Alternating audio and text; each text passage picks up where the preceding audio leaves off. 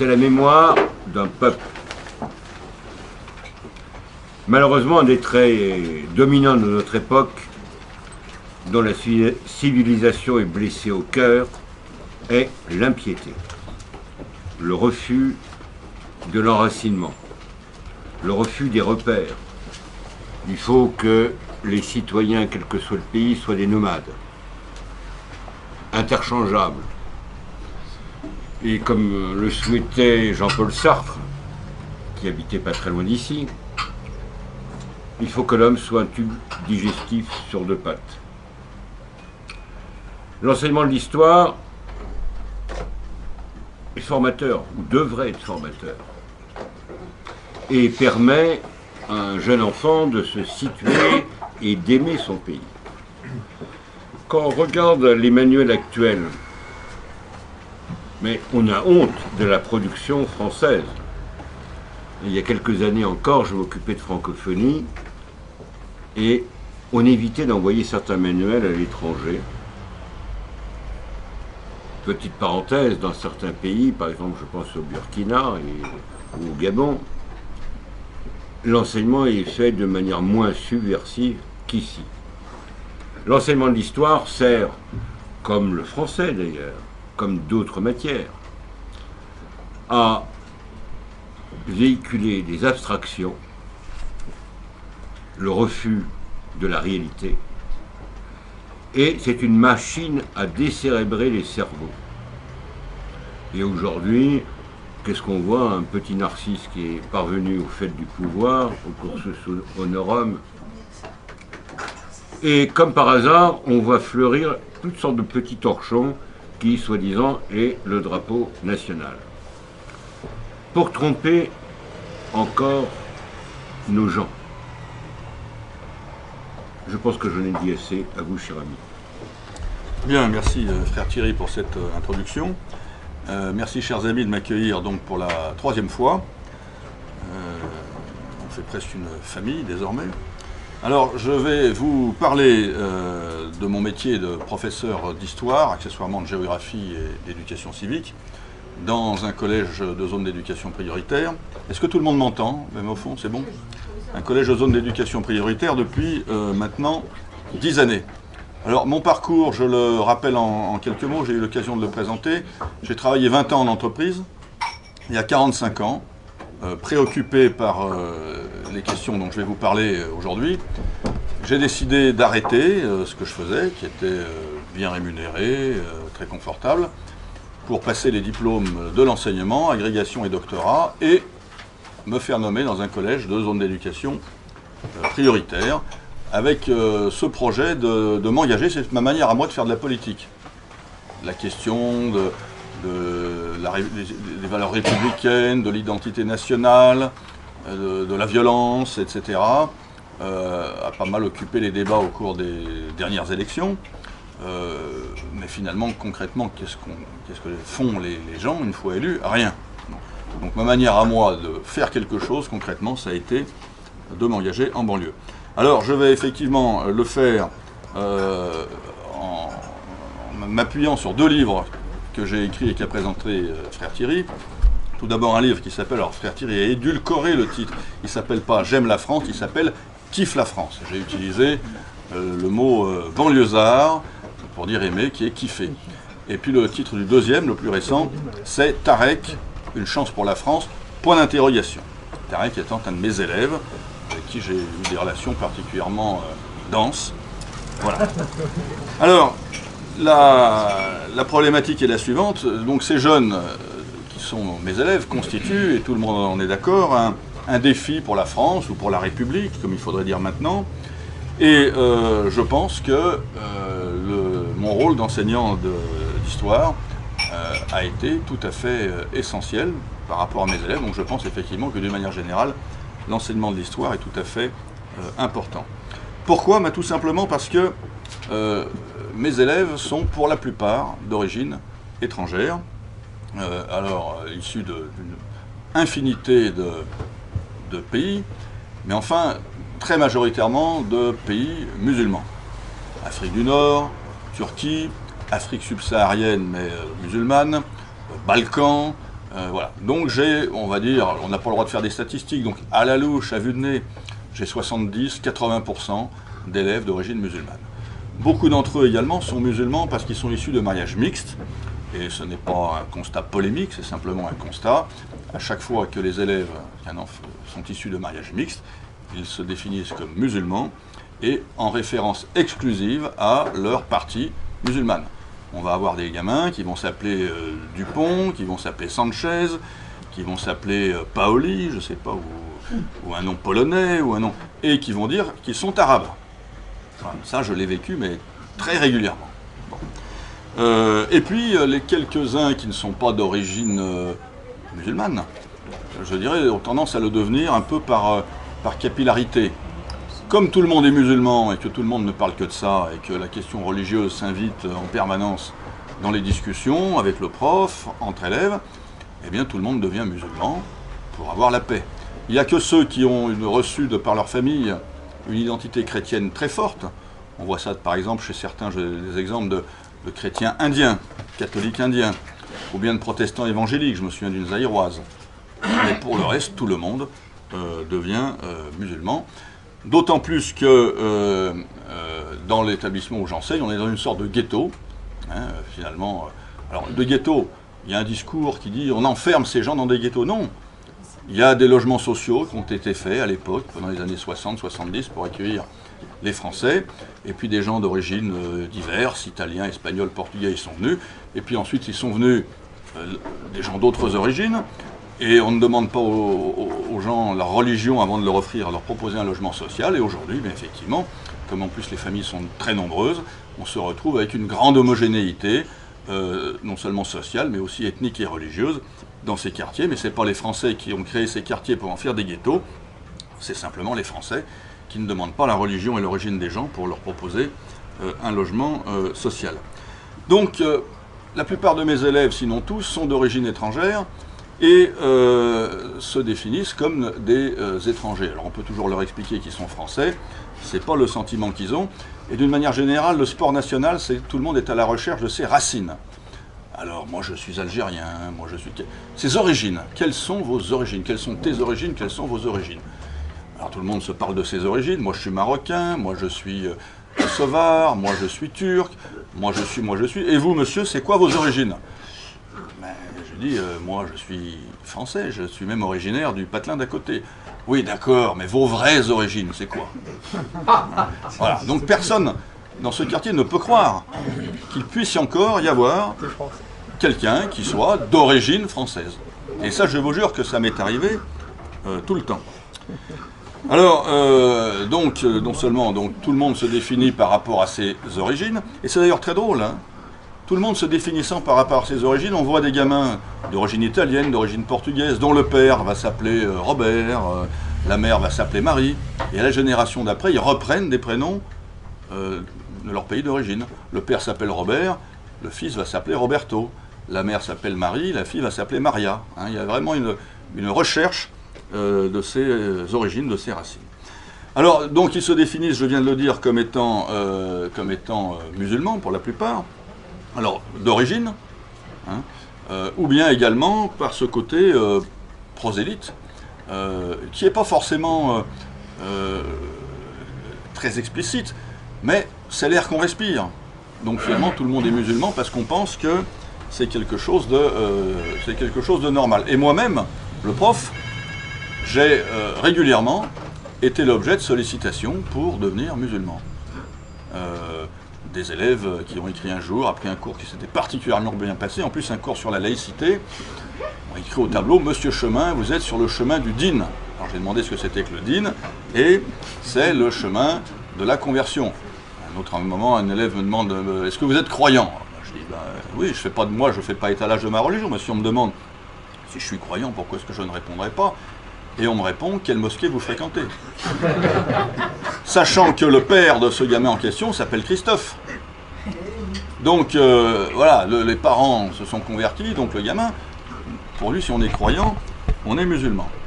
Et j'ai eu quelques exemples tout à fait troublants. Alors un jour, en réunion parents-prof, un père me demande, il avait la barbe, le bleu de la prière, et vous savez, ceux qui ont une espèce de bleu au milieu du front.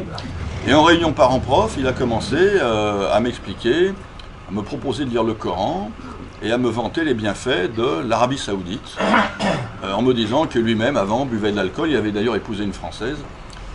Ses fils ont des prénoms chrétiens, français, mais lui s'est reconverti à l'islam à la suite du décès de son frère, à l'islam le plus radical, et il m'invite donc à me convertir, moi le prof, en réunion parents-prof. Je me suis aperçu un jour que le cours d'aide aux devoirs que je donnais avait permis à des jeunes, bonne famille, musulmans, d'apprendre les prières musulmanes à deux petits gamins martiniquais, dont l'un d'entre eux, quelques jours après, lorsqu'on parlait de Danton, la Révolution française, la mort de Danton, ce petit martiniquais me dit « Monsieur, Danton n'est pas mort en martyr, parce que le martyr, c'est celui qui meurt en faisant le djihad. » Bon, voilà le résultat de mes cours mes séances d'aide aux devoirs. J'ai rien vu, hein. Moi je suivais les élèves, je les aidais à faire leurs équations, et pendant ce temps-là, ça... Voilà.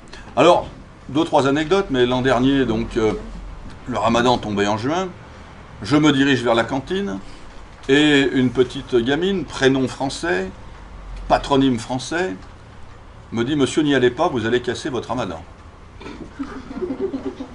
Pour elle, il était évident. Je lui dis « Mais tu es musulmane ?» Elle me dit « Je sais pas. » Elle me dit « Je sais pas. » Voilà. Autre exemple, le lendemain de l'attentat de Charlie Hebdo, 2 élèves, une patronyme français, prénom français, l'autre, pareil, espagnol, me disent « Monsieur Chemin, tout ça est bien fait, on n'insulte pas le prophète de l'islam. » Voilà. Alors, vous allez me dire que ça n'a aucune importance. Monsieur Jospin, à qui tel journaliste expliquait, fin des années 90, Monsieur Jospin, la France est en voie d'islamisation, disait « Et alors, qu'est-ce que vous voulez que ça me fasse ?» Pour autant, ce que je constate depuis 10 ans, c'est que pour mes élèves, être musulman implique le rejet de la France. C'est-à-dire qu'il y a pour eux une équation extrêmement simple. Si on est français, on est chrétien. Donc si on est musulman, on n'est pas français. Ils raisonnent par religion. Donc pour eux, un Français est un chrétien, et ils n'ont pas tort. Et je vais vous démontrer pourquoi. On a l'air de confondre chez nous la religion et la foi, ou la pratique. Mais dans la religion, il y a plusieurs niveaux. Il y a dans le christianisme, et c'est pas donné à tout le monde, il y a la rencontre personnelle qu'on a pu faire avec Dieu, ou avec le Christ, disons. Certains l'ont fait, certains l'ont pas fait. Cette rencontre. Ensuite, il y a la pratique. Il y a des gens qui croient et qui ne pratiquent pas. Il y a des gens qui pratiquent et qui ne croient pas. Moi, j'ai un ami qui est franc-maçon, athée, et qui va tous les dimanches à la messe. Parce que dans une logique maurassienne, il considère que c'est structurant pour la France, et il fait plaisir à sa femme. Voilà. Donc c'est important pour lui. Mais il est franc-maçon et athée, il va tous les dimanches à la messe. Bon. Donc premier niveau, la foi, deuxième niveau, la pratique. Troisième niveau, le communautarisme. On peut être athée, on peut ne jamais pratiquer et se trouver mieux dans un quartier où on est entre chrétiens, culturels, dans le 16e, parce que, par exemple, pendant le ramadan ou d'autres moments, c'est plus tranquille. Moi j'ai une femme de ménage, la pauvre, elle n'a pas les moyens d'habiter ailleurs que dans un quartier où elle est en minorité, et qui me dit « Moi j'en peux plus. Au moment du ramadan, je n'en peux plus. Je veux déménager, mais j'ai pas les moyens. » J'en parlais avec mon petit marchand de vin, qui habite dans le quartier où j'enseigne, et qui me dit « Moi je veux déménager, parce que depuis que mes voisins ont appris que je vendais de l'alcool, je suis persécuté. » Donc je pense qu'il n'est ni croyant, ni pratiquant, mais il va pratiquer un christianisme communautaire, communautariste. Voilà. Et puis enfin, il y a l'anthropologie. L'anthropologie, c'est-à-dire je ne suis pas forcément croyant, je ne suis pas forcément pratiquant, je me fous d'habiter à Barbès ou je sais pas quoi, mais je vais avoir cette anthropologie chrétienne, d'empathie, de repentance, de compréhension de l'autre, de tendre la joue droite quand on m'a frappé sur la joue gauche. Il y a tout un tas de gens sur le côté gauche de l'échiquier politique qui sont des saints, des chrétiens culturels et à leur manière des saints.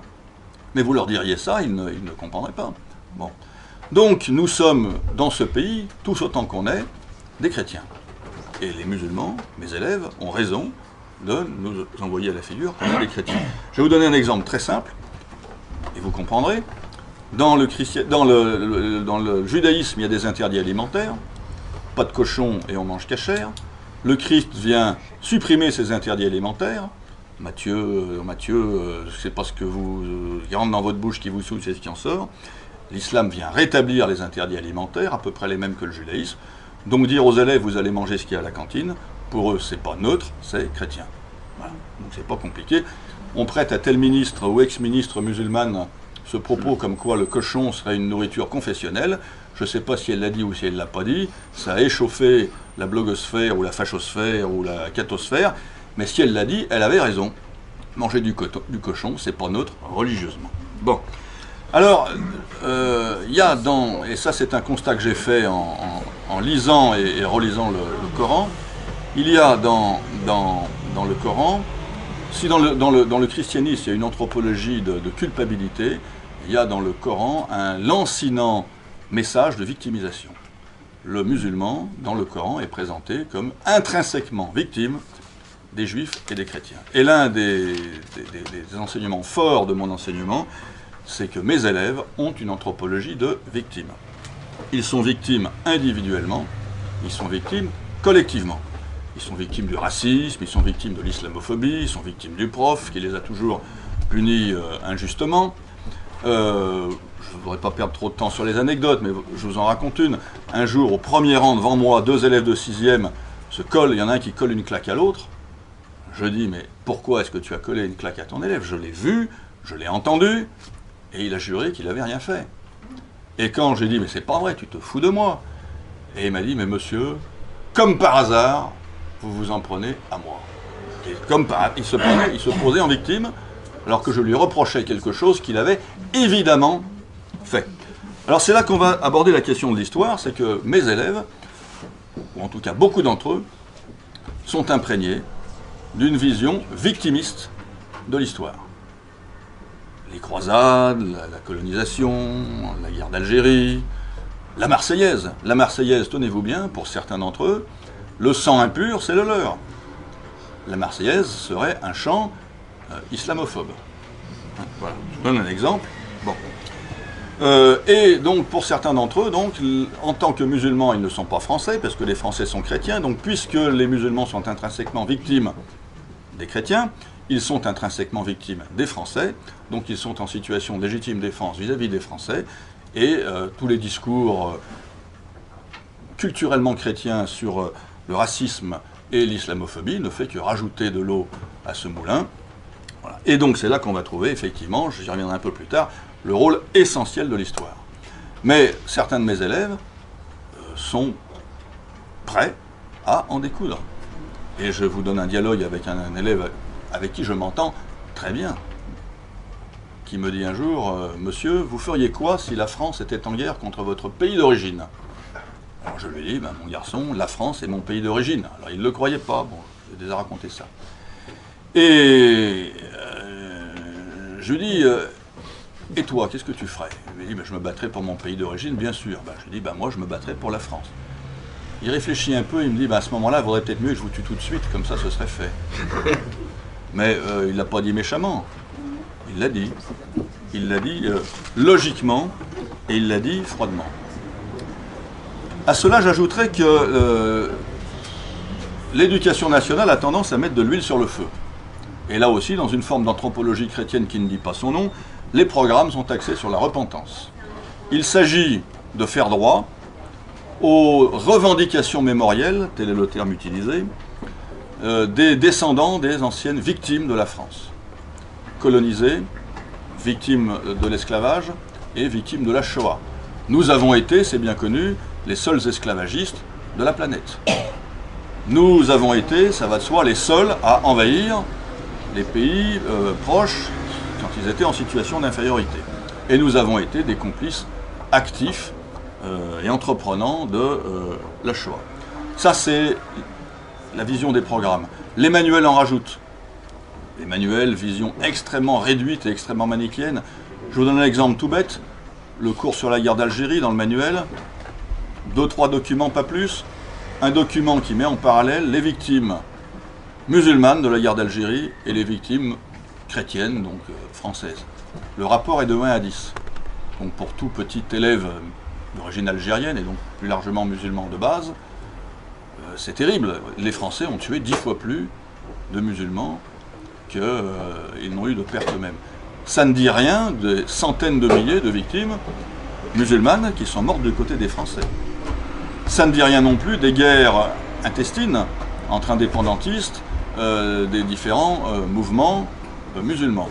Donc, est-ce qu'on sait exactement sur les centaines de milliers de morts musulmans qui sont les morts du FLN, qui sont ceux du MNA, qui sont les harkis?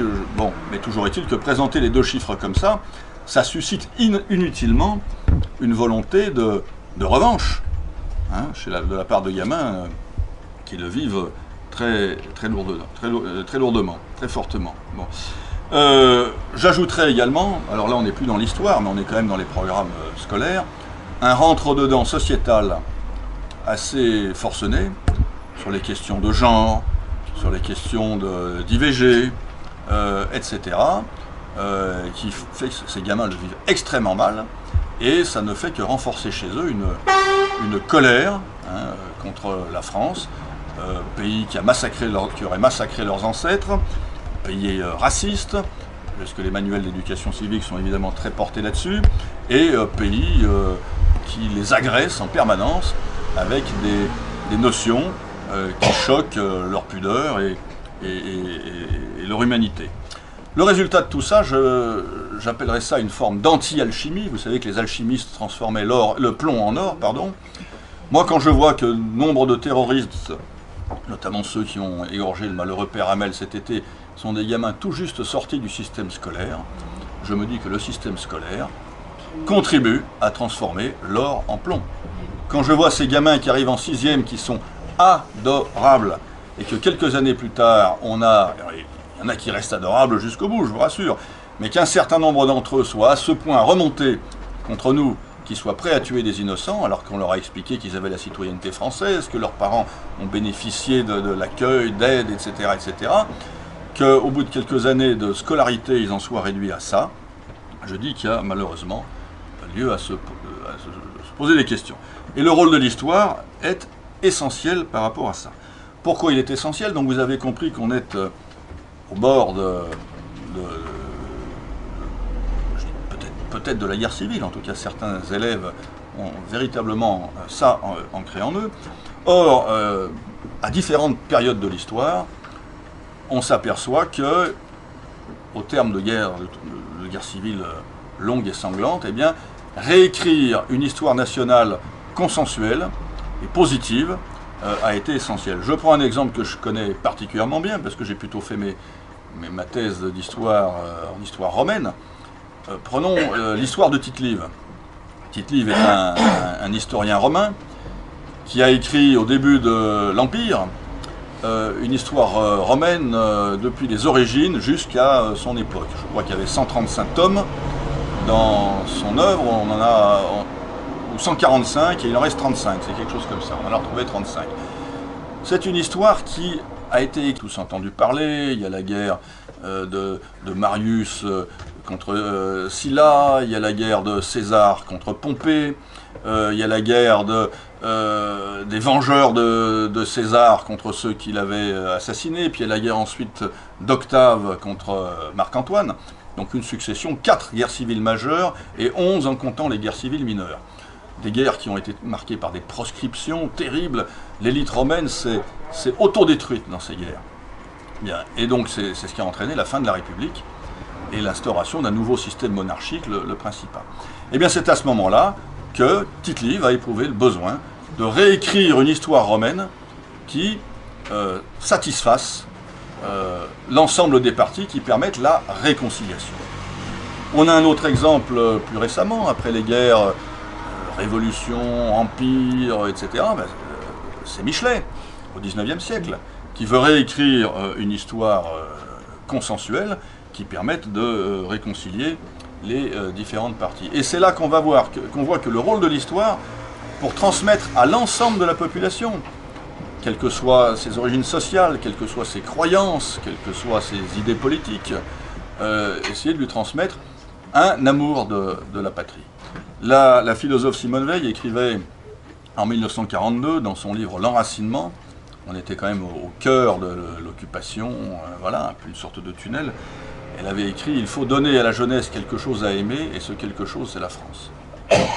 Donc, elle avait bien pressenti que pour mettre fin aux guerres civiles et pour permettre à la patrie de se relever, eh bien, il fallait transmettre l'amour de la France. Et elle précise bien que cet amour n'est pas l'idolâtrie. Vous savez probablement que le comédien Laurent Deutsch, qui a écrit un certain nombre de livres, enfin, pas dire patriotiques, mais qui vont dans le sens du roman national, est aujourd'hui interdit de parole dans les établissements. Avant, il intervenait dans des établissements de quartiers sensibles et un certain nombre de professeurs l'interdisent de parole en disant le métier des profs n'est pas de transmettre l'amour de la France. Bon, je ne dis pas qu'il faut transmettre l'idolâtrie de la France, mais je pense que c'est notre métier, en tout cas pour la paix sociale et pour permettre à ces jeunes d'inscrire leur avenir dans ce pays dont ils ont la nationalité, de leur en transmettre une vision positive. Et l'histoire joue un rôle tout à fait essentiel là-dedans. Quand on dit amour, et je crois que le cœur de mon expérience de 10 ans d'enseignement dans mon collège, c'est bel et bien l'expérience de l'amour. Alors tout d'abord, l'amour à plusieurs niveaux. Hein. Tout d'abord, l'amour de soi, puisque je dirais qu'un professeur qui viendrait enseigner à ces jeunes pour régler quelques problèmes psychologiques, c'est pas la bonne solution. Je crois qu'il faut être équilibré, il faut avoir l'estime de soi et être confronté à ces élèves difficiles contribue à donner l'estime de soi. Quand on a jour après jour, mois après mois, année après année, tenu des classes souvent difficiles, eh bien on acquiert cette estime de soi et à laquelle les élèves sont sensibles. Quand ils ont un prof complexé, ça passe mal. Quand ils ont un prof qui est bien, ça passe. Deuxièmement, il faut avoir l'amour de ce qu'on enseigne. Et moi, les élèves savent que j'adore l'histoire et que j'aime la France et que je suis là pour essayer de leur transmettre l'amour de la France. Certes, on peut, et c'est très bien, expliquer que la France, comme les autres pays européens, s'est livrée à une certaine époque à la traite esclavagiste. Je pense également qu'il est bien de leur expliquer que les pays arabo-musulmans s'y sont livrés aussi et que pendant 3 siècles ou 4, les pays chrétiens ont été eux-mêmes l'objet de traite, de trafic d'esclaves par les principautés de Tripoli, Tunis et Alger. Là, les exemples fourmis dans les documents. On peut tout à fait, par exemple, je lisais récemment les mémoires de la marquise de la Tour du Pin qui, en 1794, fuit la terreur cachée depuis Bordeaux dans la cale d'un navire qui partait vers Boston. Elle avait 2 peurs. La première, c'était de tomber sur le bateau révolutionnaire qui faisait des navettes entre Brest et Biarritz pour essayer d'arrêter les fuyards, mais sa peur principale, c'était de tomber sur ce qu'elle appelait les Algériens, qui, en plein golfe de Gascogne, attaquaient les navires chrétiens, les arraisonnaient et réduisaient la population en esclavage. Voilà. Donc, moi, j'ai l'amour de l'histoire et j'ai l'amour de la France, et j'y viendrai tout à l'heure, j'ai aussi l'amour de la vérité. Et ça, les élèves, ils sont très sensibles, et quand on enseigne quand on aime ce qu'on fait, on le fait avec enthousiasme. Et j'ai fait une découverte étymologique extrêmement intéressante, c'est que l'enthousiasme, ça veut dire profondément la même chose que l'autorité. Enthousiasme en grec veut dire être rempli d'esprit divin, autorité en latin veut dire être rempli de force divine. Et lorsqu'on enseigne avec enthousiasme, on enseigne avec autorité. Mon expérience concrète, pragmatique, corrobore ou est corroborée par l'étymologie. Et j'ai énormément d'exemples où j'ai réussi, par l'histoire, à rétablir la paix dans des classes déchaînées. Je vous donne un exemple.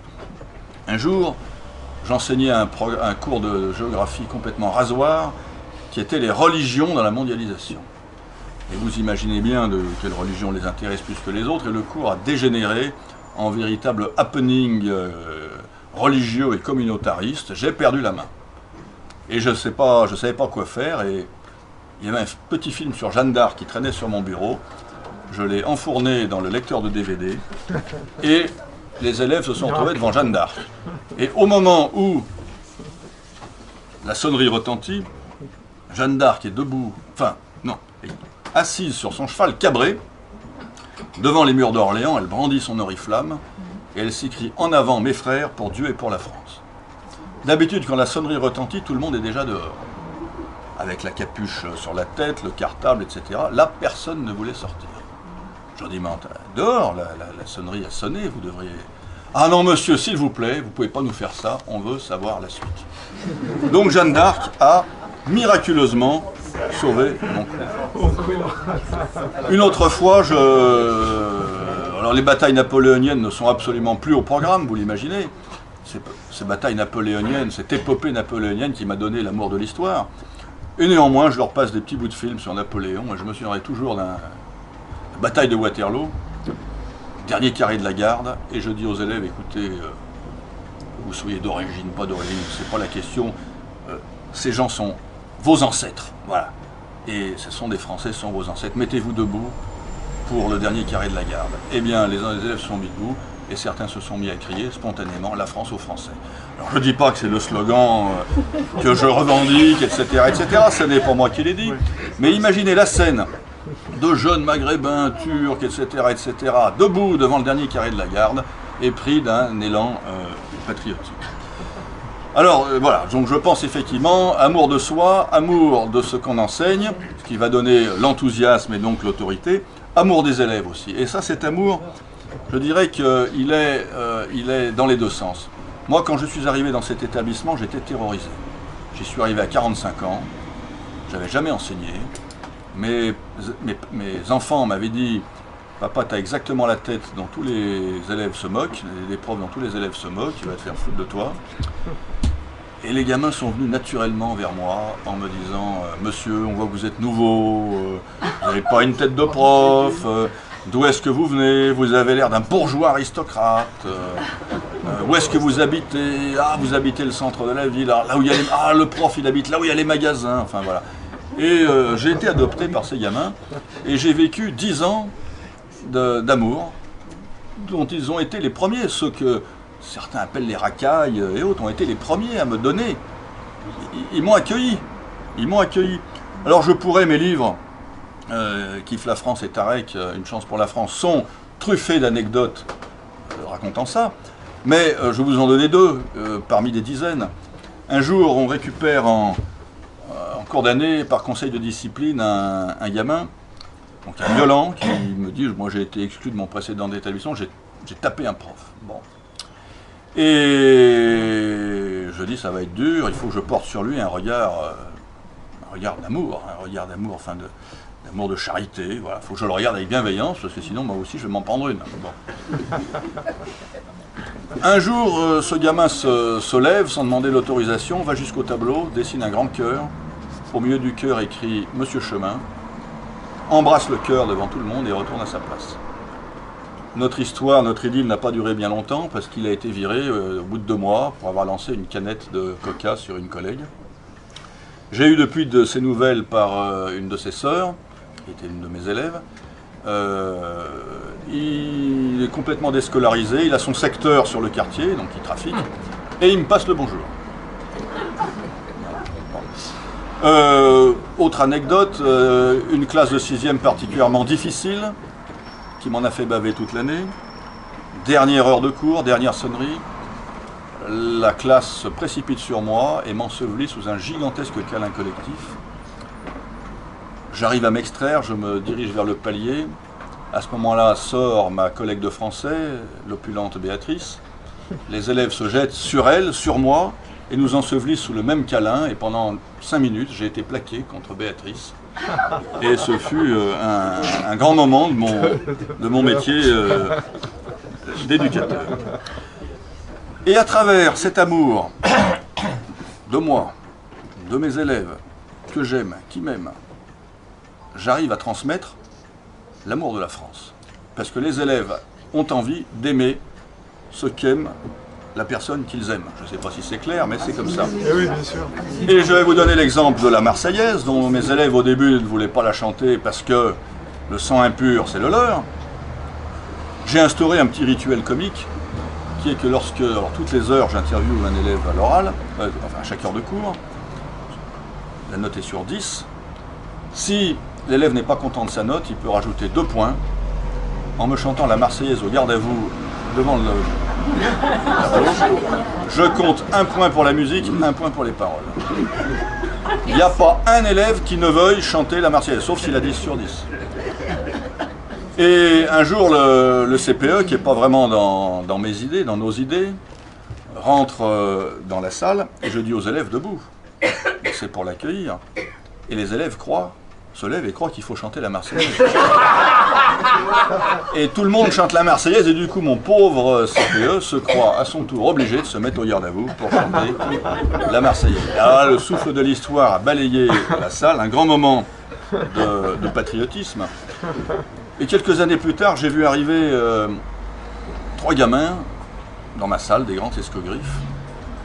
Il y en a un que je reconnaissais. « Ah, monsieur, vous vous souvenez de moi ?» Bah, bien sûr, je me souviens de toi, comment vas-tu ?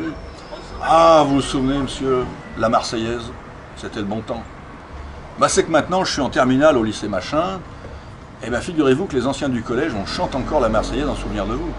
Et on l'a même appris à tous les autres de la classe. Et ces deux-là, bah, ils ne vous connaissaient pas, mais ils veulent savoir qui était le monsieur Chemin qui enseigne la Marseillaise. Voilà.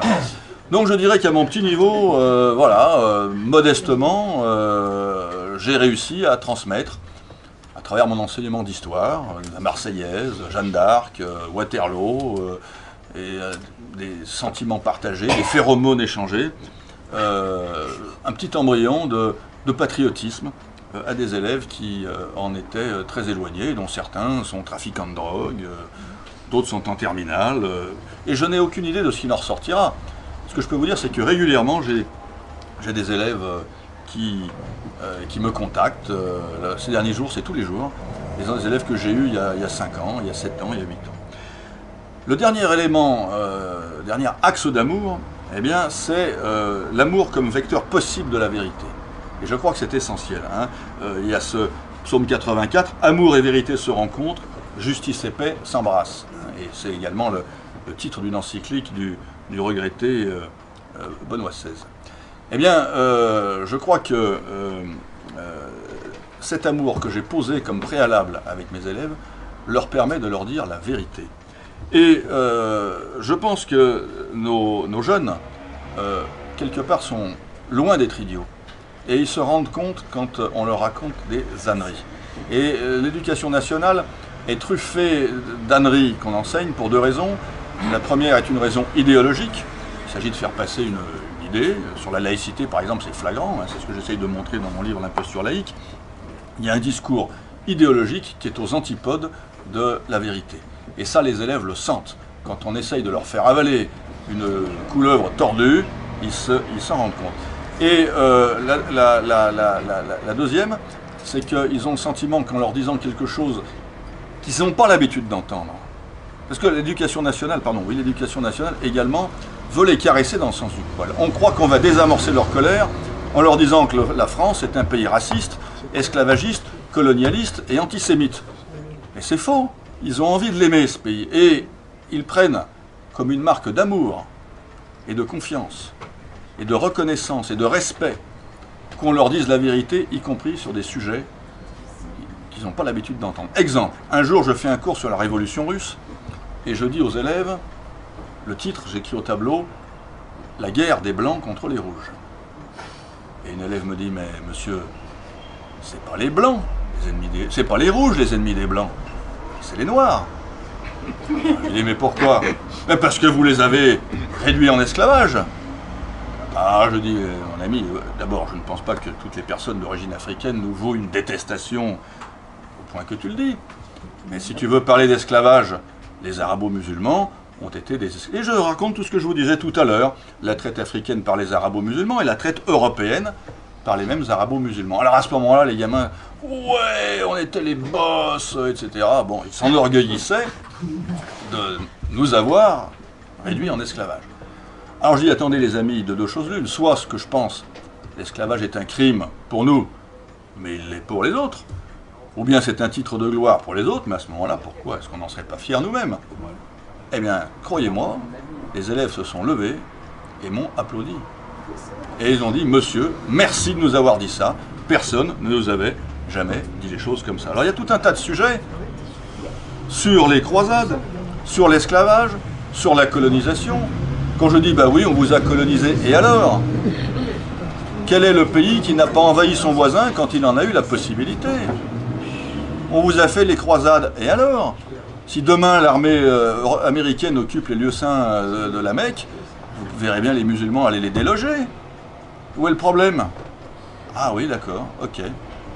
Donc, il y a véritablement de la part de mes élèves le témoignage d'une reconnaissance d'être capable, d'avoir le courage et aussi les idées claires là-dessus, de leur dire des choses qu'ils n'ont pas l'habitude d'entendre, mais qui remet la vérité en place.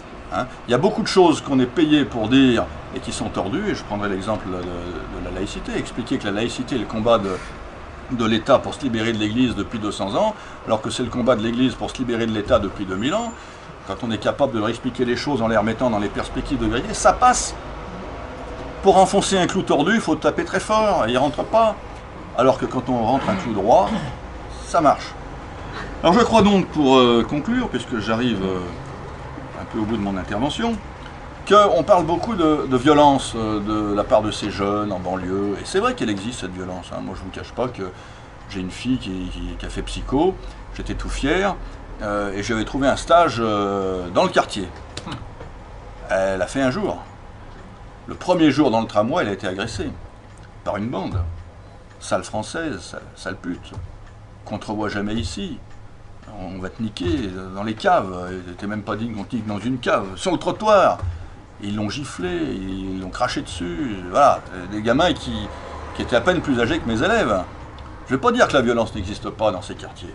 Néanmoins, je pense que la mère de toutes les violences, c'est celle que nous infligeons à la vérité.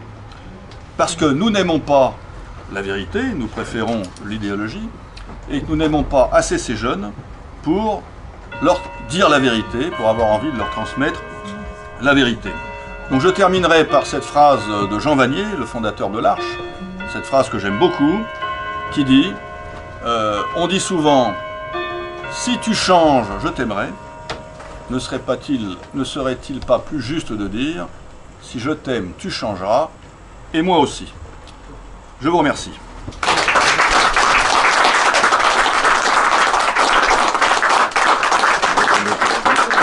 Je suis ouvert. Oui, cher ami. Votre livre est préfacé par le député maire communiste. Ah, c'est une très bonne idée, une très bonne question. Tout simplement parce que après avoir enseigné pendant 10 ans dans cet établissement qui est dans une mairie communiste, où je serrais les fesses, en me disant « Mon Dieu, je dois être extrêmement mal vu par les autorités », j'ai eu l'occasion de rencontrer cet homme-là. Et qui m'a fait part de toute la sympathie qu'il avait pour mon travail, qui m'a expliqué qu'il était catholique, qui m'a expliqué que s'il était devenu communiste, c'était grâce à son curé à l'époque. Mais on s'est retrouvé vraiment en phase. Il est réaliste. Voilà, c'est un garçon qui a un homme, enfin un garçon, il est beaucoup plus âgé. Il a ouvert les yeux sur un certain nombre de choses. Et donc tous, on est convenus. Vous savez, je ne suis pas un grand admirateur de Louis Aragon, mais néanmoins, il a écrit un poème où il dit quand les blés sont sous la grêle, il ne faut pas faire le délicat, celui qui croyait au ciel, celui qui n'y croyait pas. Fou qui fait le délicat. Quand les blés sont sous la grêle, fou qui fait le délicat. On a fait une sorte d'union sacrée. On est confronté à une menace, un enjeu très important, et je crois que c'est quelque chose de très fort pour moi, qu'on ait pu faire l'union sacrée. Alors pour lui, ça ne s'applique pas tellement, celui qui croyait au ciel, celui qui n'y croyait pas, il se trouve qu'on y croit tous les deux. Mais enfin voilà, on se retrouve un petit peu comme durant la résistance, où les communistes se sont retrouvés main dans la main avec les catholiques. Voilà. Ça ne veut pas dire, moi, un de mes amis m'a dit, mais tu viens de cautionner les 100 millions de morts du communisme. Non, je ne suis pas pour autant envie de devenir communiste. Hein, voilà. Ça devrait faire tache d'huile. Ben, espérons-le, espérons-le, espérons-le. Madame, Moi j'ai 62 ans. vous ne les faites pas. Oui, et je suis du Congo belge. Oui. 4 ans avant l'indépendance et ensuite tous les événements. Et donc quand vous avez dit pour la zaïroise, que c'était la phase de zaïrianisation, parce que moi je suis quand même Congo-belge, hein, donc c'est la royauté Léopold, et bien je peux vous assurer que je veux donc moi d'une royauté. Donc quand j'ai débarqué en France à 8 ans, moi je venais avec tout mon passé belge. Donc j'arrivais en France, il fallait dire que je découvre la République. J'ai du mal, hein, je me rappelle, je le dis très clairement. Mes cousines c'était le roi, mes parents c'était toujours le roi. Et j'arrivais ici, on me disait République. Donc je commençais, vous voyez, ce joli travail là par rapport à la laïcité. On était chrétiens, on avait l'habitude d'aller dans des églises, enfin on était dans, mes parents forcément ils nous ont mis dans des écoles catholiques. La première fois on est arrivé dans un secteur, il n'a pas pu y avoir tout de suite une école catholique, on s'est retrouvé dans le public. J'aime autant vous dire que je découvrais un monde là. C'est pour vous dire, moi, il faut un jour que j'écrive ça, parce que c'est des étapes. L'enseignement, quand je suis arrivé en France, bon en Belgique on avait un enseignement, forcément classique. J'arrive en France, là c'était encore classique. On apprenait l'histoire, on apprenait la géographie, c'était l'enseignement n'avait pas encore cet engrenage qu'on a vu venir petit à petit. Hein, pour mon père qui était à la Sorbonne à Côte-Bédel, pour lui toute la faute vient, il met 68 ans. Il a dit tant qu'on a été dans cet état-là, ça allait. J'ai fait mon lycée. Il n'y avait pas les collèges, vous rentriez en 6e, vous alliez jusqu'à la terminale. Donc moi, tout ce que les autres racontaient de collège, je n'ai pas connu en France. J'ai été dans le lycée, directement de la 6e à la terminale. C'était comme ça. Vous choisissiez si vous alliez en latin ou en grec. Bah, vous choisissiez, vous y alliez. Vous choisissez vos langues, allemand, russe, tout ce que vous vouliez, et puis vous y alliez. Et vous aviez le même enseignement. Vous n'aviez que 3 sections, là il y en a 10 000. Hein, vous aviez A, B, je crois, et C. Enfin, il y avait même C. Oui, c'est mieux plus tardivement. Mais plus tardivement. Ouais. C'est pour vous dire que dans ce cheminement, moi je l'ai vu petit à petit, et je le vois d'autant plus dans mon travail. Parce que je suis à l'État, et l'État aujourd'hui a encore une réunion sur la laïcité, comment leur apprendre à vivre ensemble dans les voilà. du soir au matin ou tard. Ah ouais, Du soir au matin au fort. Bah, si je peux vous raconter une anecdote sur la laïcité, si vous me redonnez la parole 2 secondes, mais elle est extraordinaire. Après l'attentat de Charlie Hebdo, réunion de crise dans l'établissement sur la laïcité, le chef d'établissement, les collègues d'histoire géo, on nous sort les directives du ministère, 18 pages écrites petit sur 4 colonnes, avec tous. C'était du grand yaka. On va leur dire ci, on va leur dire ça, puis ils vont tous devenir laïcs. Bon. Alors moi j'ai dit, écoutez, dans l'histoire, il n'y a pas eu 36 moyens de prendre des gamins, des gens, des êtres humains qui avaient des opinions ici, et de les faire virer à 180 degrés. Il y a eu la terreur et la terreur. Regardez ce qui s'est passé en France sous la Révolution, regardez ce qui s'est passé en Russie, en Chine, au Cambodge, etc., etc. Alors les collègues, alors je dis, bah, vous voyez, la terreur en France a tué 1% de la population en 2-3 ans. Donnez-moi un droit de tirage de 650 000 morts en 3 ans avec ma place au Panthéon derrière et je vous résous tous les problèmes. C'est pas ce que je pense, évidemment, mais à la limite, c'est plutôt ce que vont penser les gens de l'autre bord. Bon. Alors, parce que je vous rappelle cette phrase de Sartre qui dit « Toute révolution doit tuer ses adversaires », parce que si on les met en prison, ils vont sortir. La Révolution française n'a pas tué assez de monde. Hein. C'est Sartre qui a dit ça. Mais les élèves, les collègues, pardon, me regardent avec des yeux comme ça, comme si j'étais un épouvantable fasciste. Bon. Et je leur dis « Bon, mais attendez, calmez-vous les collègues, vous savez que moi je suis croyant, donc je pense que Dieu peut faire un miracle. » Et le chef d'établissement dit « Ah non, monsieur Chemin, nous sommes dans un établissement laïque. Nous sommes comme sous une cage de Faraday. Il n'y aura pas de miracle dans cet établissement. » Et là, il a peut-être raison. Oui, bah, c'est tout ce que j'ai vécu. Un chemin de croix. À chaque étape. La laïcité arrive même à faire obstacle aux actions de Dieu lui-même. Voilà. Alors j'ai un avantage sur vous, c'est que moi, paraît-il, je peux leur dire la vérité de manière directe et intrinsèque. Ah oui. Bah, je disais avec une amie, puisque j'étais en politique, on devait aller à une réunion, puis je vois des gamins, d'abord au début je ne sais pas trop attention, je vois qu'ils parlaient mal, je commence à relever la tête, ils écrivaient des choses dans le métro, ils taguaient donc, puis en plus ce qu'ils avaient tagué n'était pas beau à entendre, on lui dit donc si ma fille elle lisait ça, je ne serais pas très contente, au fur et à mesure qu'ils écrivaient, ils me disent donc, moi j'aimerais pas, j'ai une fille qui a votre âge, moi j'aimerais pas que ma fille lise de la façon dont je l'ai éduquée, j'aimerais pas qu'elle lise ce que vous avez mis là. Il commençait déjà à se demander, Puis je leur ai dit, si vous avez un problème, il y a une éducation, vous savez ça. Si vous êtes à l'âge où vraiment ça vous chauffe, là vos parents doivent vous expliquer certaines choses, et ici il y a des méthodes en France. Et là j'ai commencé à leur dire clairement ce qu'était une véritable éducation. Ben, ils sont sortis, on est sortis à la même station. Puis comme je continue naturellement à les discuter, à les rudoyer fermement tout en les suivant derrière, ils marchaient. Puis on a dépassé 4 CRS. J'avais même pas fait attention, je continue naturellement à les secouer un peu. Et les CRS s'entendent. Ils disent, quoi, qu'est-ce qu'ils ont fait? Eux, ils ont retenu seulement qu'ils avaient écrit dans le métro tagué. Et eux, naturellement, ils entendent les CRS qui disent quoi? Ils courent. Moi, je suis resté au milieu de la scène et les CRS qui leur courent après, qui les ont rattrapés, donc ils vont nous expliquer, vous allez nettoyer, vous irez forcément nettoyer tout ce que vous avez mis. Vous étiez donc dans telle rame, on a vu la rame, donc on sait que c'est vous. Il y a un service de nettoyage. On va vous inscrire au nettoyage. Ben, la collègue avec qui j'étais, qui était notre secrétaire en plus, qu'elle me fait, oh, tu sais, jamais je n'aurais osé. Moi, pendant que tu parlais, j'avais peur. Et elle me dit, toi tu peux parce que tu es. Moi je dis non. Il faut leur dire parce que, simplement. Parce que, est-ce que vous avez dit avoir l'amour, dire la vérité, c'est drôle parce que c'est le discours ce matin, mais dans l'administratif, hein, je dis à mes collègues, attendez, tant que nous continuerons à mentir, tant que nous continuerons à ne pas dire la vérité, même à nos concitoyens qu'on voit là, comment voulez-vous qu'on s'en sorte? Et je hurlais, je suis connu pour hurler. J'ai dit, comment voulez-vous qu'on s'en sorte si on continue à mentir? J'ai dit, à un moment donné, il faut bien qu'on se dise la vraie vérité. Et dès qu'on dit la vérité, ben, la personne est obligée de reconnaître la vérité. Et combien de fois je leur... Attends, il y en a un dans le métro, avec Marie-Françoise, je ne sais pas d'où ils sont arrivés, ceux-là, ils nous regardent, madame, vous êtes là, moi je dis, ok, je suis jamais impoli, hein, je veux bien parler avec les gamins. Puis il me dit, vous êtes non, mais regardez, moi je suis blanc. Je le regarde, il était très basané. Il me dit, oui, regardez, là, moi je suis blanc.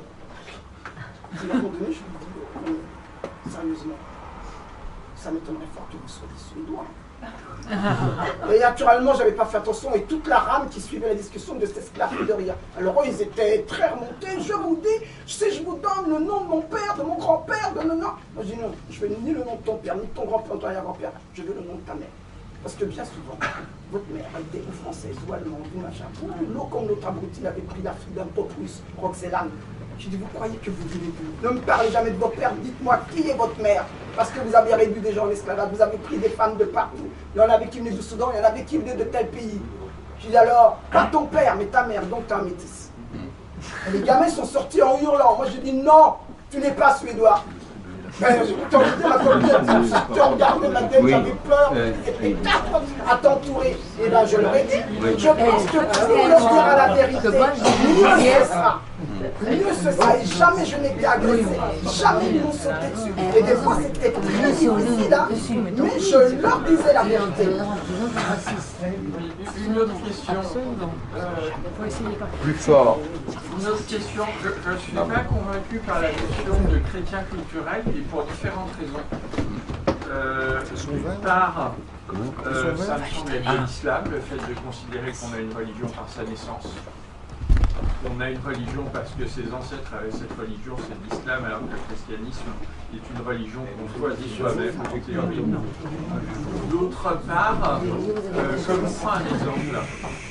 vous prends un exemple. Moi, la moitié de ma famille est musulmane. Dans certains bons milieux catho-parisiens, ce qu'il faut, c'est avoir une famille catho. On est accepté dans le bon milieu catho-parisien, même si on n'a pas la foi. C'est pas grave. Du moment qu'on a une famille catho, et qu'on a des ancêtres cathos, si possible, à Versailles. Bon, moi j'ai des ancêtres qui étaient assez riches, bien qu'ils n'étaient pas à Versailles, mais qui étaient protestants. Est-ce que si ma sœur, qui n'a pas la foi, est-ce qu'elle est supposée être une catholique culturelle ou une protestante culturelle? Non, mais quand je dis c'est chrétien, il n'y a pas de différence anthropologique importante entre catholique et protestant. Ah si, il y en a, mais bon, globalement, pour les... D'ailleurs, je n'ai pas dit que pour les musulmans on était catholiques, j'ai dit que pour eux on était chrétiens. Bon.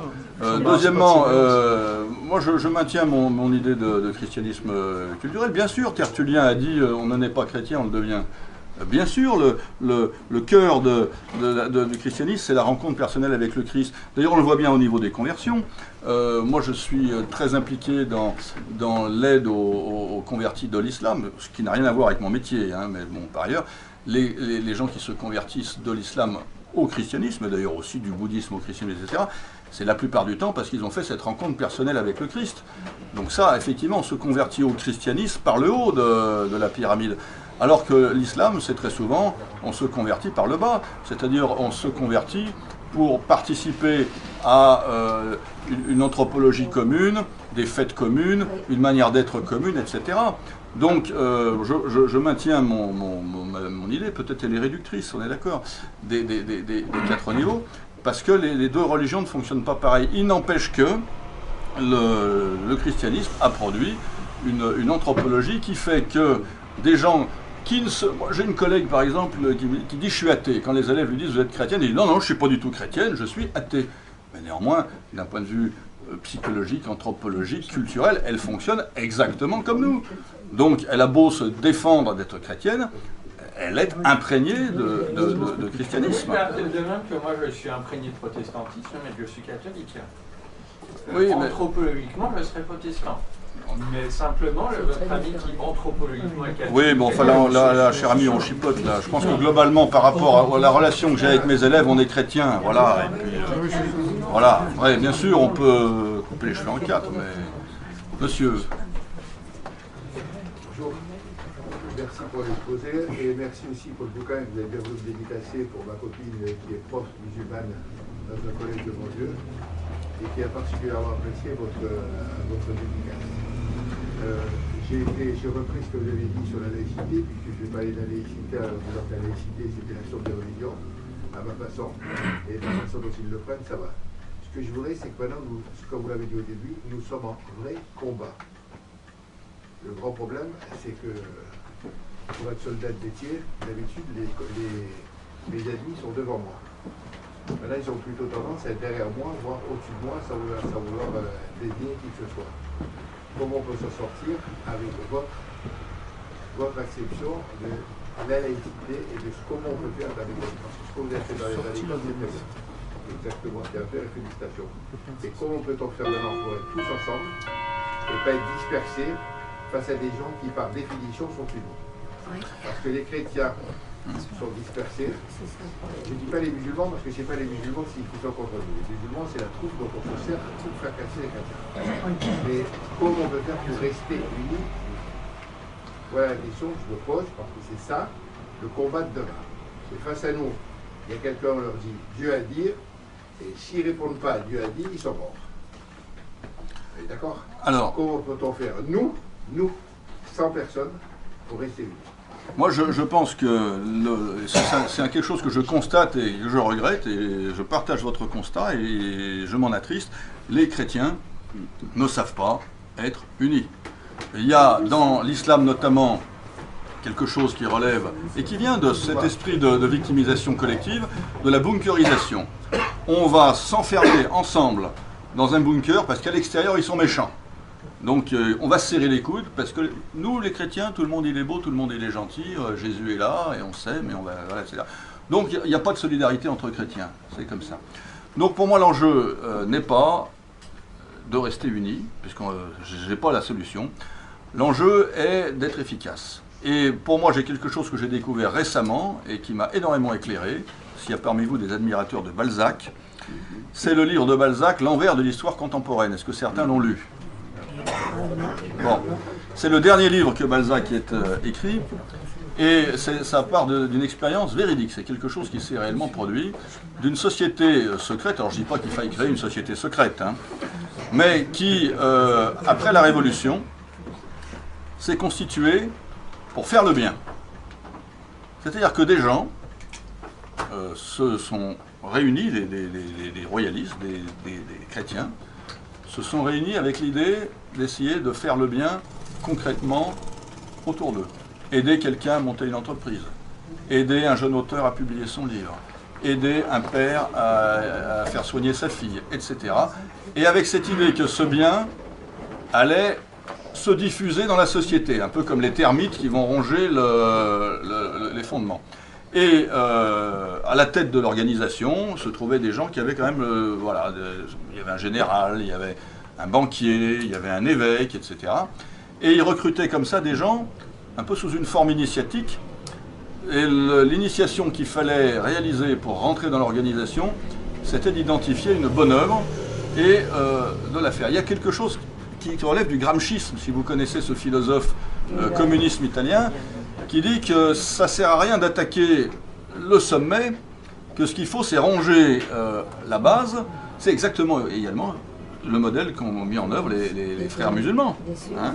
C'est-à-dire que chacun, si chacun, là, en sortant d'ici, on disait mais qu'est-ce que je peux faire moi concrètement, et qu'on puisse le faire collectivement, et que sous la houlette de frère Thierry, on se réunisse là collectivement tous les mois pour essayer de trouver chacun une bonne action à proposer. Avec cette idée, il n'y a pas forcément de retour sur investissement à exiger, mais le retour sur investissement, concrètement, dans l'organisation dont je parle, il était à 2 à 3 pour 1. Et avec des moments grandioses. Lorsqu'à un moment, le héros du livre trouve une bonne action à faire, il s'agit d'aider un pauvre vieillard qui n'a pas les moyens de soigner sa fille, très malade. Et on se rend compte que ce vieillard a un passé, on ne sait pas trop. Et donc quand le héros vient proposer à la chef de l'organisation, parce que c'est une femme, le projet d'aider cet homme, elle est très frappée parce qu'il se trouve que c'est l'ancien juge révolutionnaire qui a envoyé à l'échafaud toute sa famille. Et néanmoins, elle dit on va l'aider.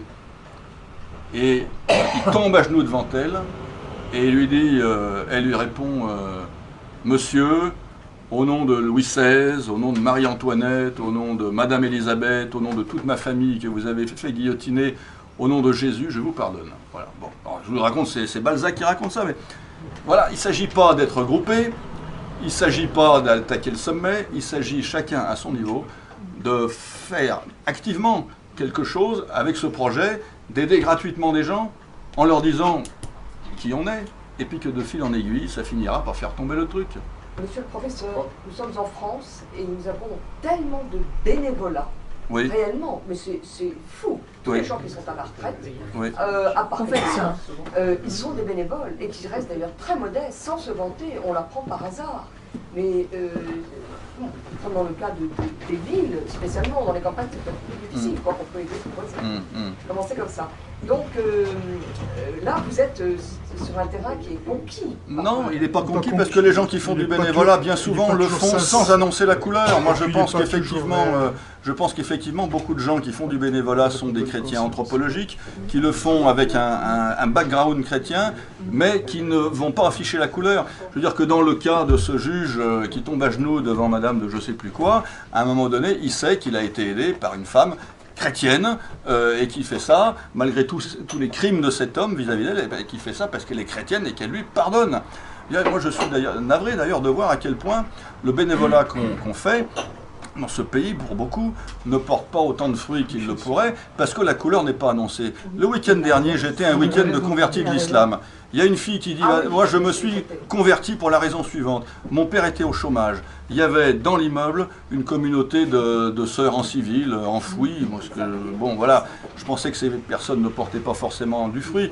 Mais n'empêche qu'un jour, cette religieuse, dont tout le monde savait qu'elle était religieuse, est arrivée avec Monsieur, vous êtes au chômage, voilà, je vous donne 1 mois de salaire en liquide, c'est nos économies.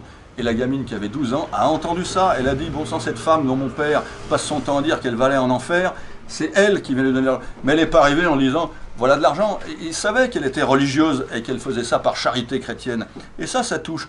Mais effectivement, toutes ces organisations qui sont anthropologiquement chrétiennes, mais qui ne disent pas qu'elles le font parce que, pour moi, ça tombe à côté. Quelque part, les gens à qui ça échoue sont des gens qui, de toute façon, se prennent pour des victimes, donc des gens qui sont créditeurs de notre société, donc ils le prennent pour une légitime contrepartie, bien faible de tout le mal qu'on leur a fait. Voilà, donc je pense que ça ne porte pas le fruit que ça pourrait.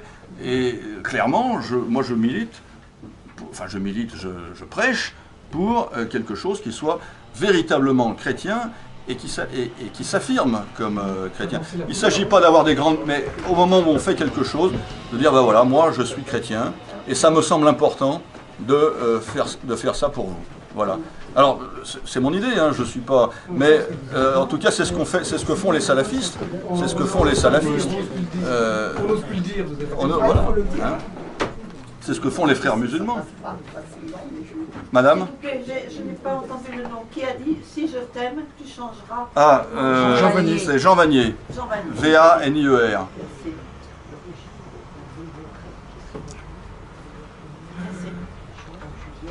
Il y a deux, trois choses moi, qui me gênent dans votre discours, si vous permettez. Ah ben, je vous permets. Oui. Alors, le premier, c'est que d'une certaine façon, je pense que c'est quand même à la République et à la laïcité et à la Marseillaise, pour faire court, que nous devons cette situation. Donc, faire chanter la Marseillaise, invoquer la laïcité comme avec ses racines chrétiennes et s'imaginer que nous allons avec ce système institutionnel qui nous a conduits à ce point, nous sortir de là, je crois que c'est une utopie. J'admire votre esprit de charité et votre souci de la vérité, mais je pense qu'il faut le pousser jusqu'au bout, c'est-à-dire cette conversion de l'intelligence qui est aussi une conversion du cœur. Or, il me semble que le problème français de fond, moi je l'ai vécu en tant qu'immigré, si vous voulez, j'ai vécu dans les banlieues et je sais ce que c'est que la haine du français ou de la France, c'est une foi théorique, une conception théorique et culturelle du christianisme, qui donc est prêt à faire beaucoup, mais toujours avec